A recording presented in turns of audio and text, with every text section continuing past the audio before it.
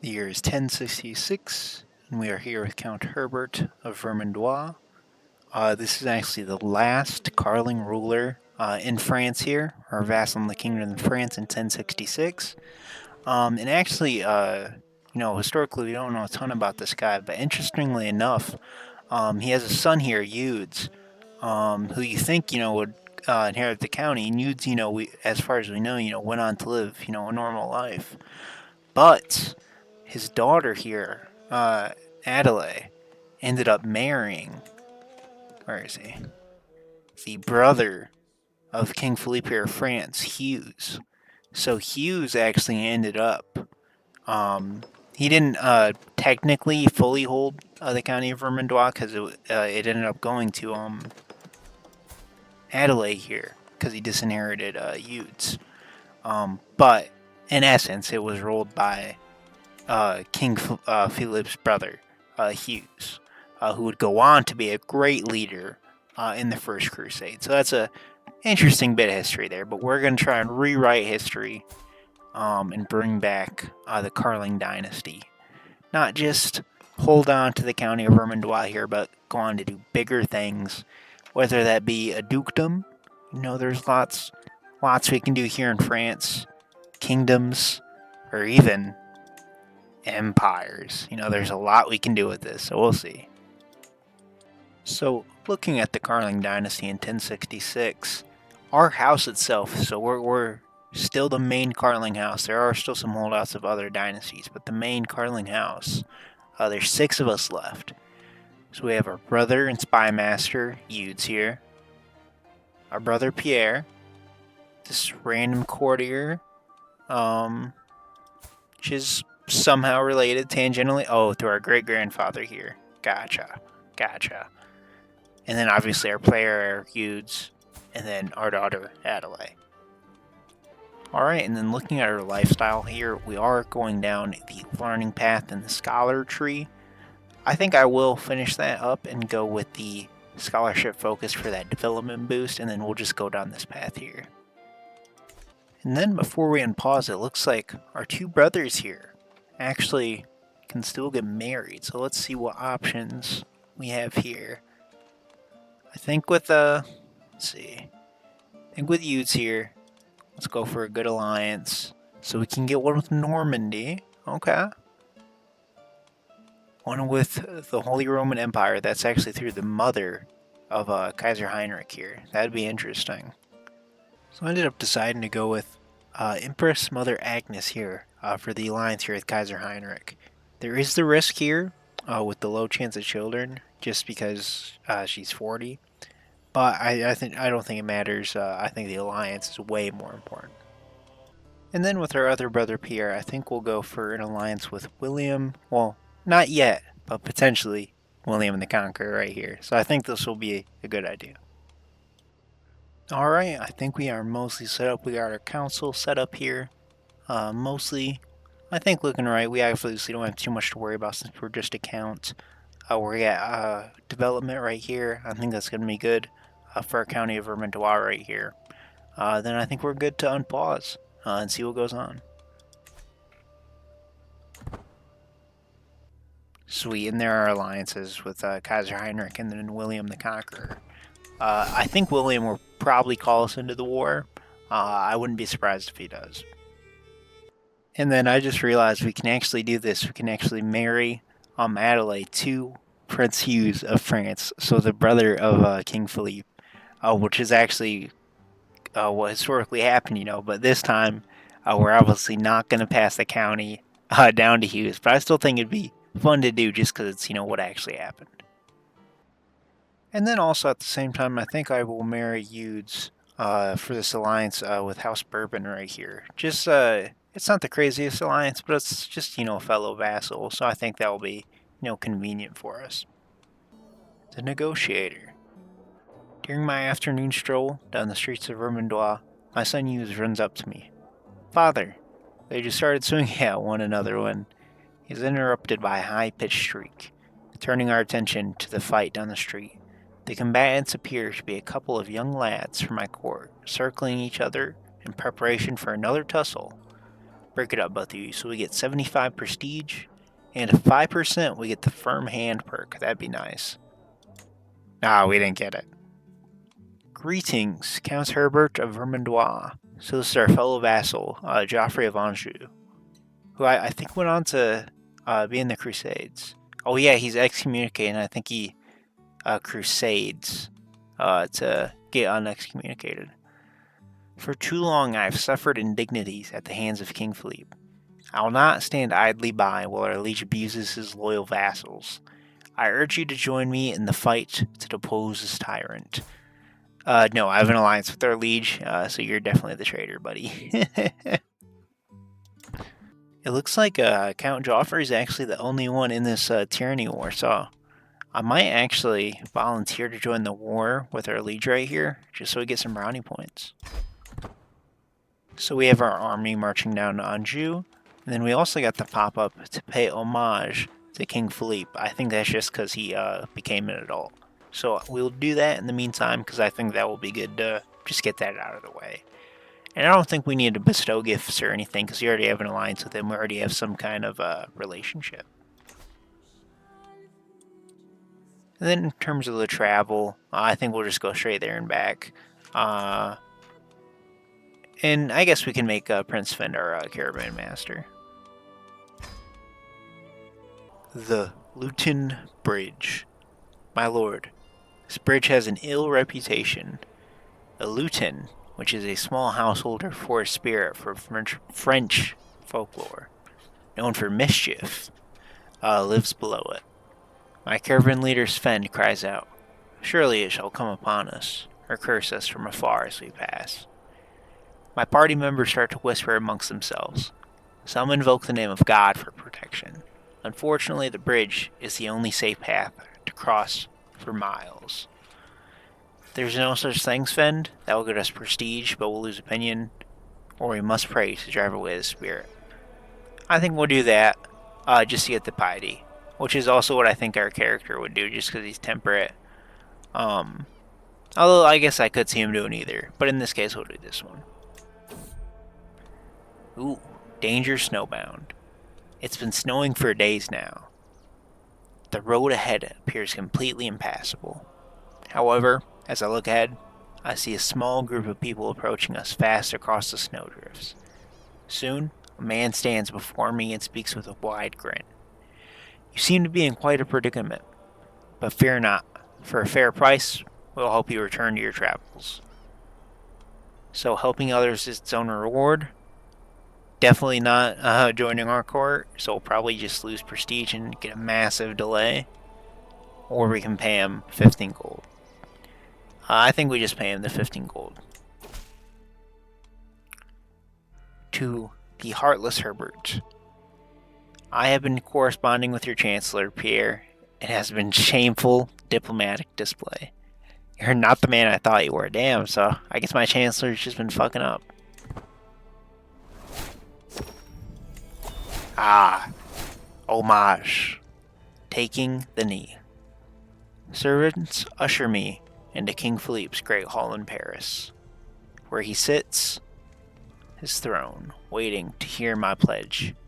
I kneel at the feet of my lord and pledge the many oaths of homage, as his servants record the event. With that, the ceremony is complete. I have nothing to offer, my king, except my promise to faithfully serve as a vassal of the Kingdom of France. Philippe bids me to rise, and confirms his satisfaction, along with my rights to rule in his stead. Hail the king. So Karling Dynasty will get 50 renown, we'll get 10 opinion with our king, and then we also get 150 prestige. Arrival. At long last, I'm finally home. There's nothing better than arriving back in Vermandois after a long journey. I look forward to resting for some time, but the call of the road beckons onward. My caravan master Sven reports that we have journeyed for 43 days and traversed 9 baronies. So 43 days, so just over a month, not bad. So it is March 19th, and our army has just arrived in the county of Samur, to siege Anjou and defeat this tyrannical war. And we also have just got our claim on the county of Rethel. That will cost us 84 gold, so we will be in a little bit of debt, but I think we'll pull through. So checking in on the state of England in 1066 right now, it looks like King William is winning his war against Harold Godwinson. He's up a little bit. He's got some sieges going on, about 59%, a couple counties. But it looks like Harold Godwinson is holding off at least a little bit against Harado. How do you even say it?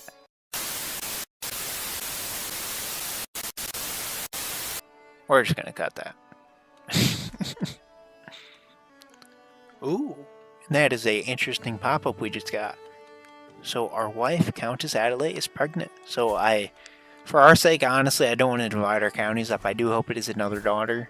But honestly, either or, it wouldn't hurt just because we only do have the one county right now. So regardless, I will be fine. A new translation. More than anything, my quest to be a learned man is teaching me how much I do not yet know. What more? There must be so much knowledge that has been lost to the ages, as books fall apart or languages are forgotten. Perhaps I could contribute by making a new translation of one of the classic works. Although, what could I even translate? So I could do the mystic knowledge of the Corpus Hermeticus. So we will get translating book, which is learning +1, and a potential lifestyle perk. Or we can do instructions on alchemy and the Lanterns of Wisdom, which is the same thing. So I think we'll do this mystic knowledge right here. And we have just won the War of Tyranny against King Philippe. And I think, yeah, that's gotten us a little bit of opinion with our liege there. So that's nice. A new translation. I find myself working on the translation of the Corpus Hermeticus for hours under the flickering light of a candle. Often, I will barely notice time passing. My scribes remind me, however. My lord, it must be past midnight by now. Is it not time to rest?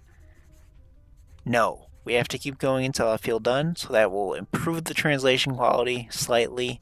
It will be completed faster. We'll get some learning lifestyle experience. Or we could get some sleep or we can sleep for the night, which will get a little bit of learning lifestyle experience, but we will significantly improve the translation. So I think we'll go with that. Or we could also do that, but we don't want to do that. So I actually just got an invite to an activity, the grand wedding of King Philippe. I'm invited to invite you to celebrate the marriage of Princess Sika of Croatia. Okay, so it's going to be in 8 months. So we have plenty of time. I think we'll honestly just head out right now because I'm not doing anything else. So I guess there's going to be a lot of opportunities we'll have at this wedding. And we have just unlocked our first perk for the learning lifestyle. So that we're just going to put right back into the scholar tree right here into the learn on the job perk. So that's going to give us 20% of our counselor skills into ours, which is actually a pretty nice skill. The sermon. Today Matt Frey held a fiery sermon for all the children of the court. They were apparently spellbound as he zealously read from the scriptures. My son Eudes now seems certain that he is destined for greatness, claiming that God supports him indiscriminately.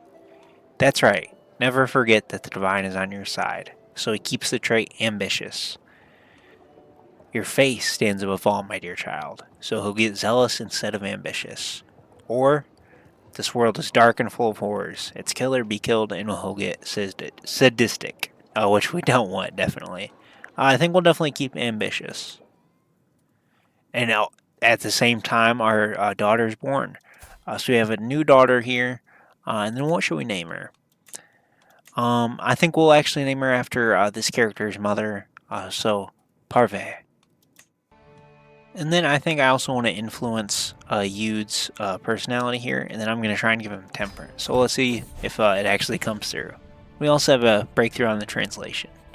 I'm having the notes for my translation of the Corpus Hermeticus read back to me when, my lord, please forgive me, but did you fall asleep?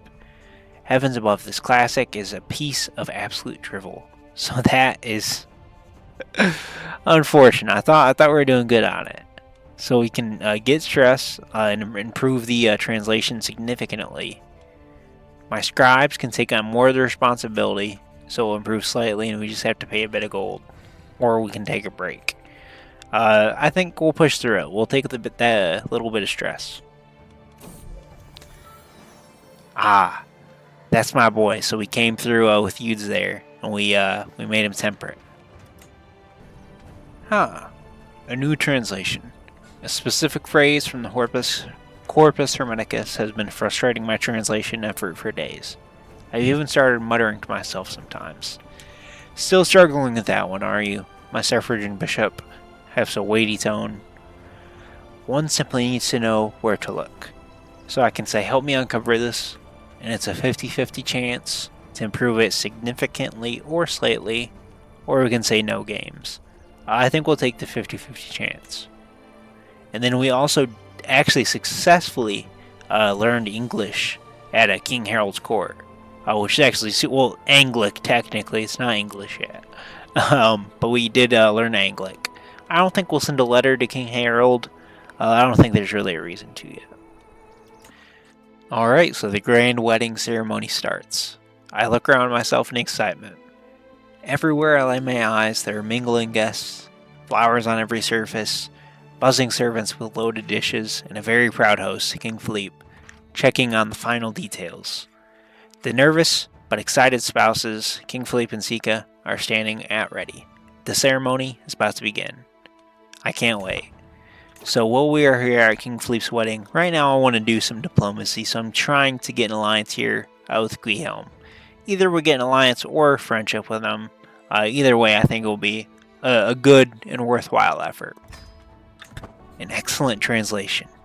My translation of the Corpus Hermeticus finally stands complete. My words rest on beautifully illuminated pages, all protected by a lavish cover, as befits the work's importance. The tome has taken pride, place in my collection, and every priest who reads it is mightily impressed by my efforts. Some are speaking already of making copies of their own. This effort has taught me much, so we get accomplished translator for 10 years, which is a whole bunch of benefits right there. One learning lifestyle perk, and we obviously lose translating book.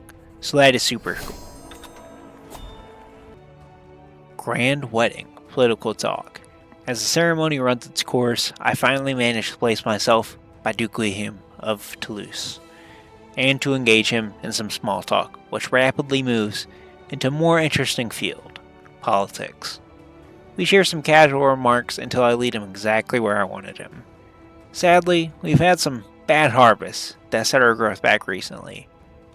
It would be a pity if someone took advantage of that, which would give a 39% chance of weak hook that we get on him, or we can use diplomacy, and we get, what's that? I think it's an alliance, but it doesn't actually say right here. I would assume it's alliance. I'll actually go for the weak hook right here. Even though we're trying to go for the alliance, we just don't have as good of a percentage on that.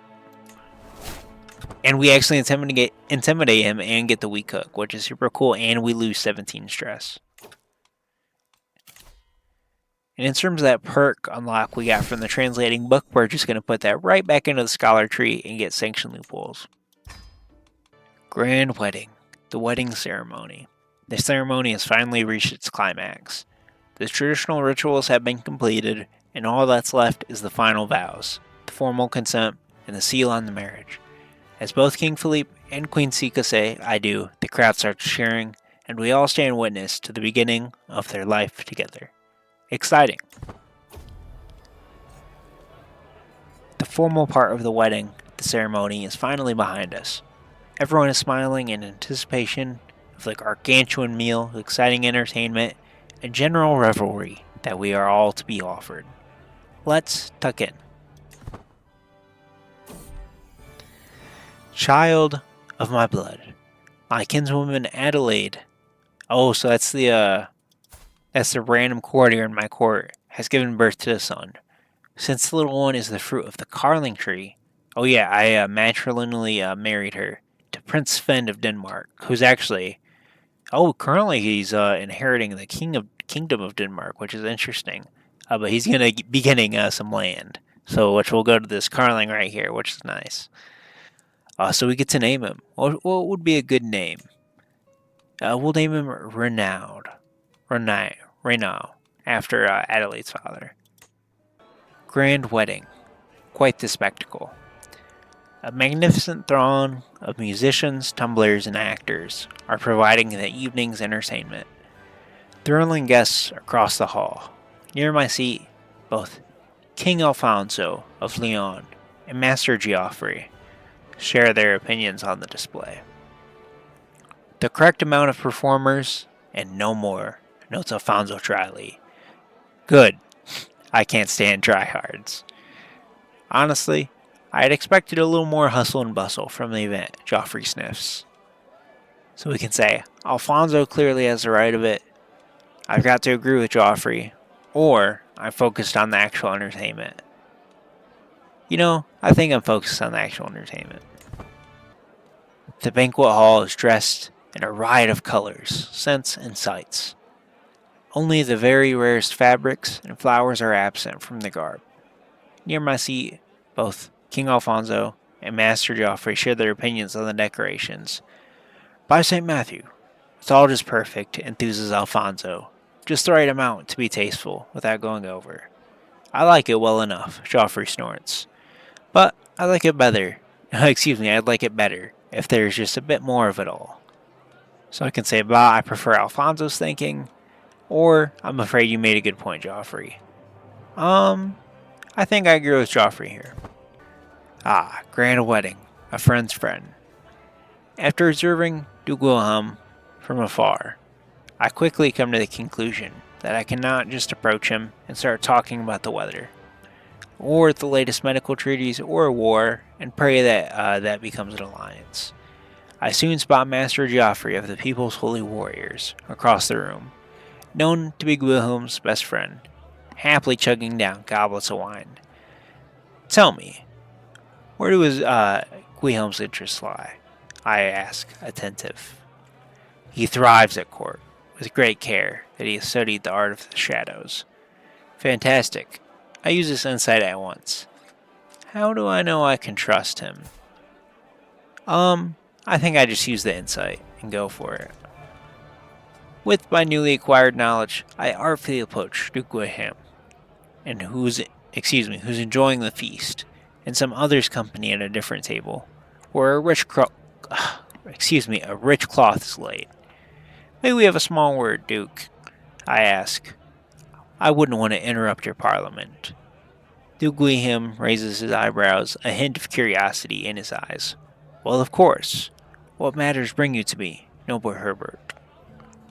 So we can say, do you want to sneak out and find some fine guests? So, did you hear about a treaty? Did you hear about the Baron's campaign? What a siege that was. Come, please eat some drink with me. May this feast last for days.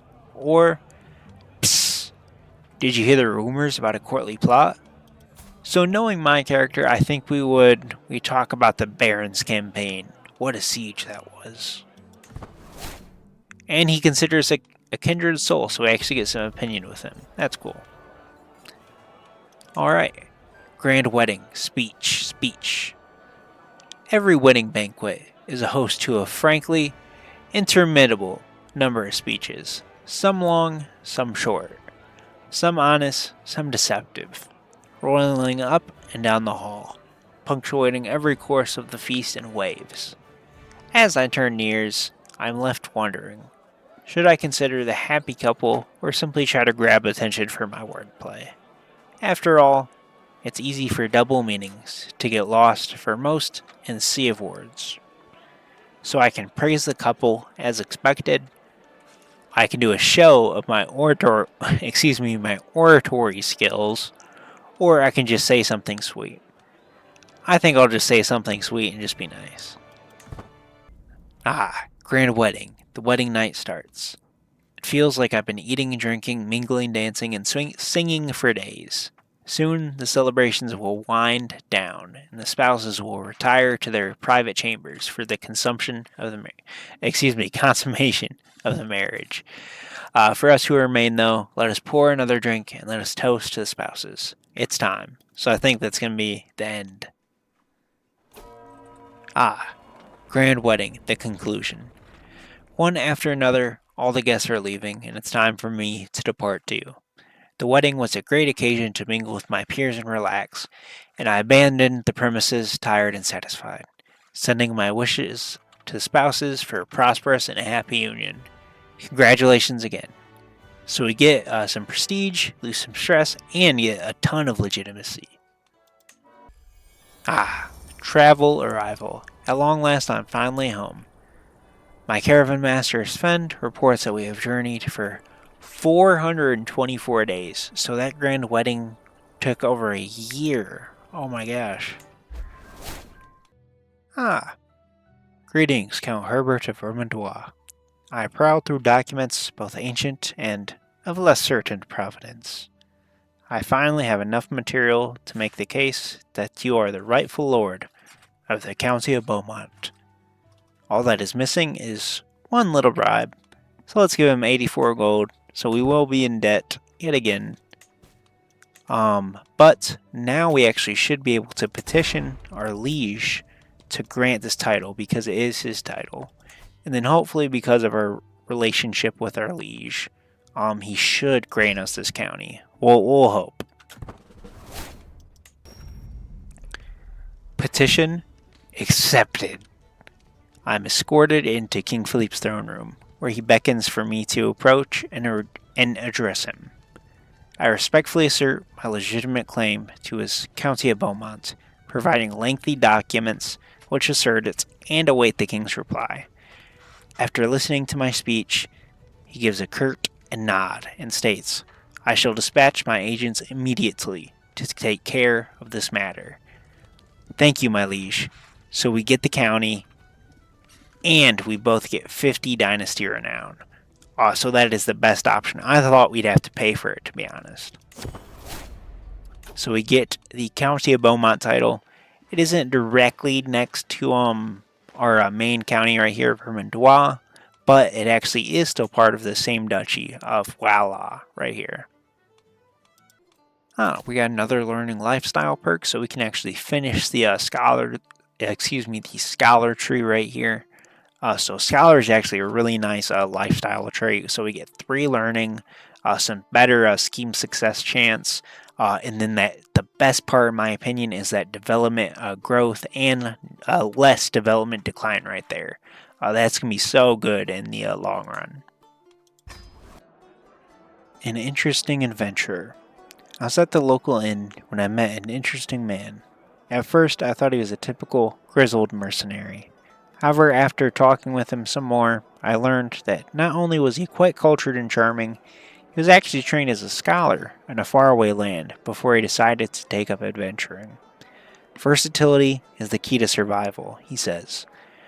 Hire me, and you'll be well prepared to face threats, both physical and of the mind, as I fight with both blade and pen.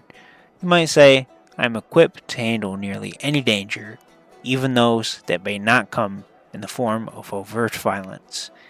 He says he will stay in the area for a short while before leaving for elsewhere, so if I want to hire him, I better do it soon. I will consider your offer, so for long as you have the mercenary scholar in town character modifier, I have a decision to hire him to be my bodyguard. Interesting. Let's look at it. Let's look at that decision. We need 15 gold, so we're definitely not doing that, even though that would be kind of cool. So just an update here on our ally, King William the Conqueror of England. He did win against Harold Godwinson, so he's the King of England now, and he is obviously William the Conqueror, so let's go. But it looks like he is still defending against Norway here in the Norwegian invasion. So I think William will still win this, but it could be an interesting time limit. If he beats Harold Godwinson, but he still gets beat by the Danes. So that could be interesting. How did roses get thorns? It's funny how some flowers, for all their beauty, have thorns that, well, are not so beautiful to touch.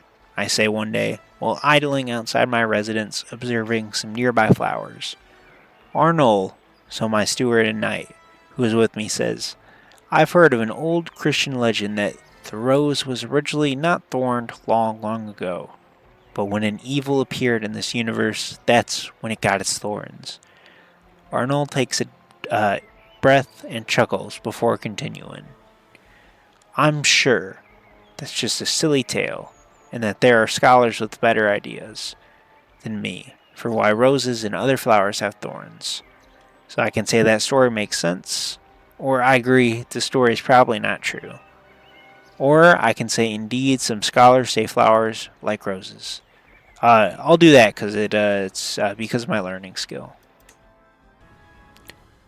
More pets. Mouse and rat infestations have become a major problem in Beaumont as of late.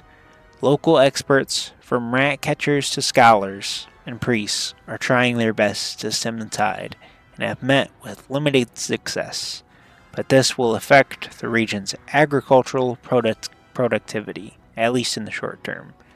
So we can say those troublesome, dastardly rodents in the county of Beaumont will get recent infestations, or we can hire rat catchers, which will cost 50 gold, but we will decrease the rat infestation modifier. You know what? We're already in debt. Why not spend the 50 gold? And there we go. We have a new daughter born.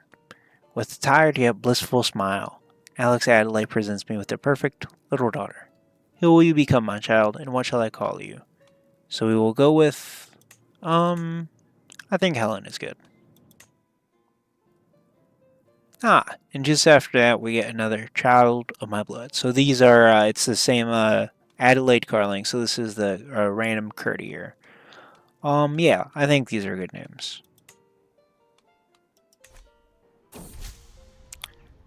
Sway, religious convictions. I've gotten an idea in my attempts to align Pope Alexander to my interests. With the right arguments, I may be able to convince him that I am acting not merely in my own interests, but in the interest of the Lord himself. So, I believe I can make a very convincing argument, so that can either convince Pope Alexander, or he'll see through my efforts, or I can just keep to diplomatic efforts. I think I'll just keep to the diplomatic efforts. And we can now arrange the marriage and finish the betrothal between my brother Pierre and Princess Cecilia of England. Seems like we've swayed Pope Alexander here quite a bit, so I started a new scheme here against Eleanor. Just because I think it's what my character would do, just because he's lustful. Try as I may, the affections of Eleanor, the spy master of Count Sven, still elude me, but I can feel I'm onto something great. With my tutelage over Adele, I may be able to succeed in my courtship yet. A little nudge, and perhaps she would sing of my virtues, and prove that I may have a way that anyone would find irresistible. So I can say, let's do it, or I won't resort to this. I don't think I'll need to do that. Troubadour's dedication. A troubadour will soon be performing for the court at Viborg. It would be a simple request to have him change the performance to be a dedication to Eleanor, the target of my affection. So I can say it would be a bold declaration, or I prefer veiled allusions. Yeah, I think I can do the bold declaration. Visions of the Divine. I beckon my suffragan bishop, Matfrey, to join me in the circle of brass orbs and candles arranged on the staves throughout the dark room. The incense, cooling the air to ward off the bad vapors, makes our eyes tear up in little time. This is how, through the corner of our eye, we will spot the incrustable form of angels. However, Matt very soon takes pause. This feels wrong. These are divine beings, not meant for mortal eyes to see. I can say my intentions are pure, I assure you, or you can leave, but one way or another I will know. Or we can also say this is a fool's errand, if not a sin itself. So our character, he's not particularly pious, so I think I can say that. And we persuaded him to help us, so that gave us a learning perk right there. I think we'll pick up anatomical studies, because that will help us with our personal physician. My beloved's balcony. Eleanor's windows are lit by a warm glow, and even from the ground I can see movement inside. My pulse thrums loudly in my ears, so I can say, Eleanor, look outside and shine up in my night, so we can go up. Oh no, so this, if I say up I go, then we go up. Or I can leave a rose. I think we'll do the subtle gesture, and just leave the rose.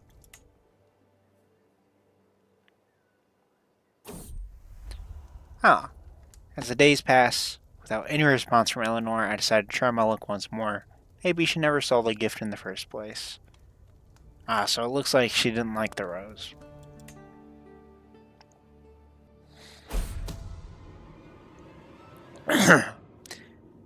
Scheme discovered. The existence of my plot to seduce Eleanor has been discovered. While my involvement is not yet known, this will make it a lot more difficult to bring my plans to fruition. So it has been discovered, but the plan is about to be done, so I don't think the scheme will actually be discovered. Now or never. Eleanor's reactions to my advances tell me everything I need to know. I think my chances are good, yet I must remember that Consfend is always watching. So I can go ahead with my attempt. And we are successful. Awesome. Count Sven's wrath.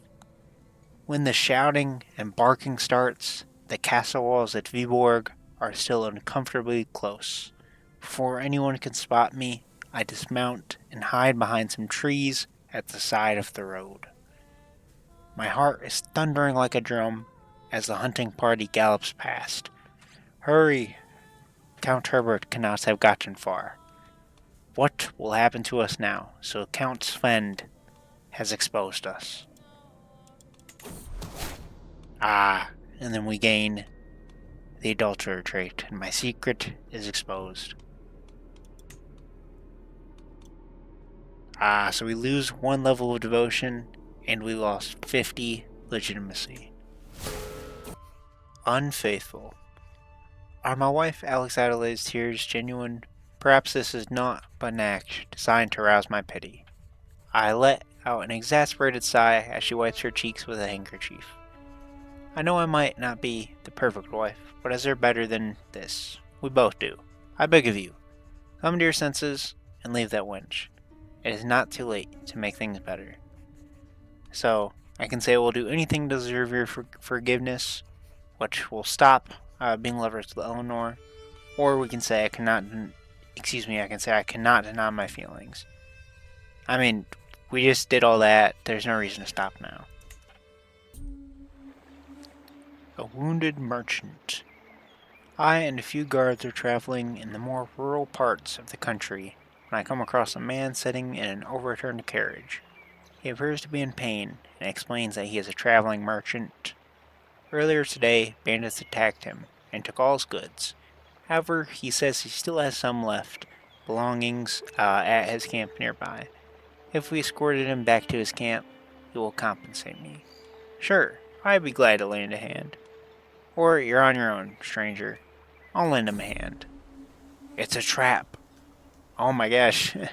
The merchant leads us back to his camp at a surprisingly brisk pace. Once we approach the camp, however, I realize there are heavily armored men hiding all around us. The merchant shouts to the men, "Looks like we got ourselves another fool."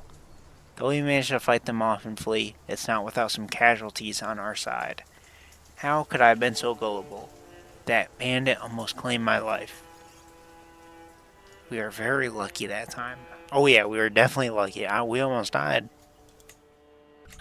Ah, Eudes comes of age. With his coming of age, my tuition of Eudes is at an end. Always the clever child, Eudes proved time and time over again, the course of his studies, that he had a natural affinity for careful planning and more than little misdirection. He now knows more than a lot of ways to get what he wants. More importantly, he is highly aware of the political implications of those wants.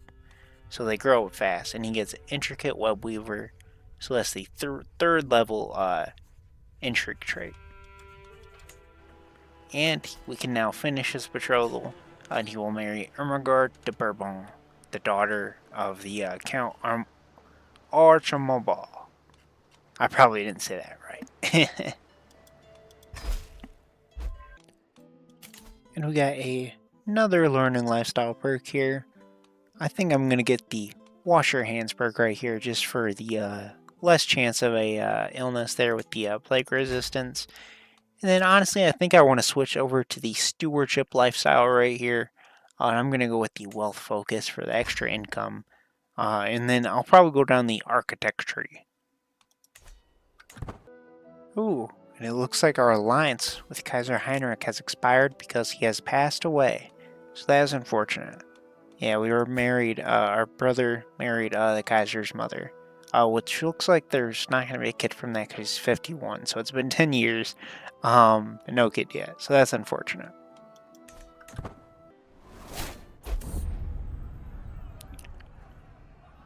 The Norman Conquest. Many years ago, when Duke Arthur of Normandy arrived on the shores of northern France to rule over Normandy, few could have imagined the glorious destiny of the Normans. Normandy, once a mess of squabbling warlords of different origins, has unified under the rule of King William. Under King William's brilliant and determined leadership, the Normans have crossed the English Channel to wrestle control of England from the undeserving previous rulers, and there's no doubt they'll spread many aspects of Frankish culture and administration throughout England.